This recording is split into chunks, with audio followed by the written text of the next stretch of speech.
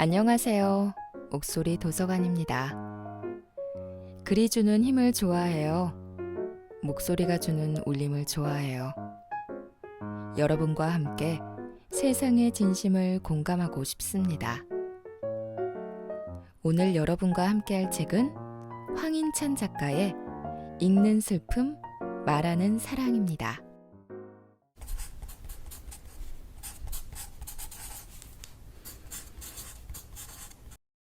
나는 너 없으면 아무것도 아니야. 이런 말을 드라마나 영화에서 종종 보고 듣기도 하는데요. 굉장히 특별한 고백으로 하는 말이지만 우리 모두에게 해당하는 말이기도 한 것입니다. 우리는 모두 너 없으면 아무것도 아닌 사람들이라고 할 수 있을 거예요. 반대로 그렇기에 모두가 소중한 사람이라고도 할 수 있을 테고요. 우리가 서로 다르다는 사실은 그만큼 우리를 개성적으로 나다운 것으로 만드는 큰 힘이 되니까요. 네가 어떤 특별한 사람이라서가 아니라 네가 아주 멋지거나 훌륭해서가 아니라 그저 네가 나와 다르기 때문에 그 다르다는 사실 하나만으로도 충분히 중요하고 존중받을 만한 사람이라는 뜻으로도 이해할 수 있지 않을까 합니다. 참 뻔하고 당연한 이야기죠. 하지만 당연한 이야기만큼 어려운 것이 없으니까요. 좋은 시는 언제나 이렇게 당연한 이야기를 아주 새삼스럽게 다시 깨닫게 해주기도 합니다. 생각을 계속 손에 쥐는 거예요. 이미 끝나버린 것을 알면서도 이미 끝나버렸기에 더 오래 생각을 하고 생각을 손에서 놓지 못하는 거죠. 그래서 시인이 말하는 것처럼 그 생각들은 작고 동그랗지만 가차없는 것일 수밖에 없습니다. 골똘히 생각에 잠기는 일을 이만큼 절묘하게 잘 그려낸 시는 없는 것 같아요. 우리는 사랑이든 사랑의 아픔이든 다른 무엇이든 끊임없이 생각하며 살아가고 있습니다. 여러분은 어떠신가요? 무슨 생각을 그리고 어떤 일을 다 끝나버리고도 놓지 못하고 손에 쥐고 있나요? 그 생각 자체를 그만둘 필요는 없을 거예요. 그렇게 생각을 계속 이어가는 만큼 어떤 마음은 계속 살아있는 것일 테니까요. 가만 보면 이 시는 참 비밀이 많아요. 우리는 이 시를 읽는 것만으로는 이 슬픔의 근원도 죄악감의 근원도 파악할 수 없습니다. 어떤 슬픔이 그렇지 않을까요? 한 사람의 슬픔은 다른 사람으로서는 좀처럼 파악할 수 없죠. 한 사람의 슬픔이 들켜버리게 된다면, 그러니까 다른 사람들과 그것을 나누게 된다면, 그것은 분명 그 한 사람의 슬픔과는 다른 것이 되어버릴 테니까요. 이상하게도 우리는 이 비밀스러운 시를 읽으면서 그 슬픔과 은밀함에 깊은 공감을 할 수 있습니다. 누구에게나 말할 수 없는 슬픔은 있게 마련이니까요. 이 비밀스러움은 우리 삶의 진실한 순간과 매우 가까운 것이기도 한 셈이죠. 이 시는 이렇게 이해할 수도 있어요. 누군가 날 감각하지 않으면, 날 만지지 않고 더듬지 않으면 그 전까지 나는 아무 것에도 이해받지 못하는 죽은 상태나 다름없다고. 무덤이나 마찬가지라고. 즉, 사랑받지 않으면, 사랑하지 않으면 그건 살아있는 것이 아니라고. 현물, 현실에 속한 생물 혹은 물건이 아니라고 시는 말하는 겁니다. 쉽게 풀어 말하자면 이런 겁니다. 우리는 사랑할 때에만 살아있다고. 그리고 사랑이란 결국 그 살아있음, 존재함 자체라고요.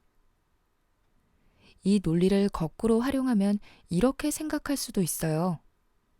살아있는 우리, 존재하는 우리, 현물인 우리는 사랑하고 사랑받고 있는 존재라고요. 아까는 사랑을 증명하기가 참 어렵다는 이야기를 했지만 여기까지 이야기하다 보니 사실은 어려운 일이 아니라는 생각이 들기도 해요. 내가 그리고 당신이 살아있다는 그 사실이야말로 사랑을 분명하게 증명하고 있는 것이니까요. 이 책의 제목, 읽는 슬픔, 말하는 사랑은 시가 우리 삶에서 작동하는 방식을 가리킵니다. 시를 읽는 일은 다른 존재의 슬픔을 알아차리는 일입니다. 아무리 밝고 희망찬 시라고 하더라도 그 시가 충분히 좋은 시라면 거기에는 얼마간의 슬픔이 잠들어 있습니다. 그건 아름다움이 작동하는 방식과 관련이 깊습니다. 우리는 아름다운 것을 보면서도 종종 슬픔을 느끼는데요.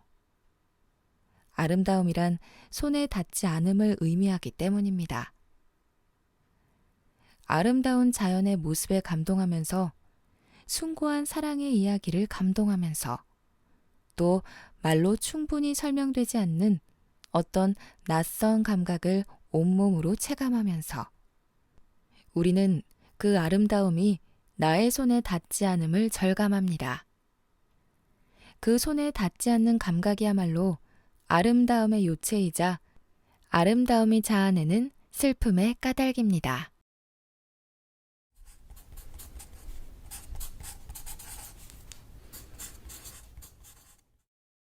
김수영 문학상, 현대문학상 등을 수상하며 독저와 평당의 사랑을 폭넓게 받은 황인찬 시인의 첫 산문집. 네이버 오디오 클립 황인찬의 읽고 쓰는 삶에 연재된 콘텐츠를 선별하여 엮었다. 시인은 친절한 목소리로 49편의 시를 읽고 세심한 태도로 수많은 슬픔을 헤아린다. 타인의 슬픔을 짐작하며 거기에서 사랑을 발견한다. 사랑은 다를 수밖에 없는 너와 나를 잠시나마 하나일 수 있게 한다. 그것은 타인의 삶과 맞닿는 순간이다. 그렇게 우리는 시를 통해 성장한다. 시를 통해 우리는 함께 읽고 함께 생각하며 함께 살아갈 수 있는 것이다. 읽는 슬픔, 말하는 사랑, 함께 읽어보았어요. 어떤 것이 살아있는 것인가에 대한 생각을 해보게 된 것 같습니다. 삶의 이유가 참 사람마다 다르고 중요한 것도 다르다 보니 사람이 말하는 사랑에 대해서도 다를 수밖에 없다고 생각해요. 그렇다 보니 어디에서 위로를 받으면 정말 공감이 가고 마음을 나누는 느낌이 들까라는 생각을 막연하게 하곤 했었는데 그런 분들께 어둠 속 빛이 되는 책이 아닐까 생각 들었습니다. 사실 많은 것의 가치를 느끼는 것이 아니니까요. 오늘도 도서관에 찾아와 주신 분들 진심으로 고맙습니다. 나는 너 없으면 아무것도 아니야. 이런 말을 드라마나 영화에서 종종 보고 듣기도 하는데요. 굉장히 특별한 고백으로 하는 말이지만 우리 모두에게 해당하는 말이기도 한 것입니다. 우리는 모두 너 없으면 아무것도 아닌 사람들이라고 할 수 있을 거예요. 반대로 그렇기에 모두가 소중한 사람이라고도 할 수 있을 테고요. 우리가 서로 다르다는 사실은 그만큼 우리를 개성적으로 나다운 것으로 만드는 큰 힘이 되니까요. 네가 어떤 특별한 사람이라서가 아니라 네가 아주 멋지거나 훌륭해서가 아니라 그저 네가 나와 다르기 때문에 그 다르다는 사실 하나만으로도 충분히 중요하고 존중받을 만한 사람이라는 뜻으로도 이해할 수 있지 않을까 합니다. 참 뻔하고 당연한 이야기죠. 하지만 당연한 이야기만큼 어려운 것이 없으니까요. 좋은 시는 언제나 이렇게 당연한 이야기를 아주 새삼스럽게 다시 깨닫게 해주기도 합니다. 생각을 계속 손에 쥐는 거예요. 이미 끝나버린 것을 알면서도 이미 끝나버렸기에 더 오래 생각을 하고 생각을 손에서 놓지 못하는 거죠. 그래서 시인이 말하는 것처럼 그 생각들은 작고 동그랗지만 가차없는 것일 수밖에 없습니다. 골똘히 생각에 잠기는 이를 이만큼 절묘하게 잘 그려낸 시는 없는 것 같아요. 우리는 사랑이든 사랑의 아픔이든 다른 무엇이든 끊임없이 생각하며 살아가고 있습니다. 여러분은 어떠신가요? 무슨 생각을 그리고 어떤 일을 다 끝나버리고도 놓지 못하고 손에 쥐고 있나요? 그 생각 자체를 그만둘 필요는 없을 거예요. 그렇게 생각을 계속 이어가는 만큼 어떤 마음은 계속 살아있는 것일 테니까요.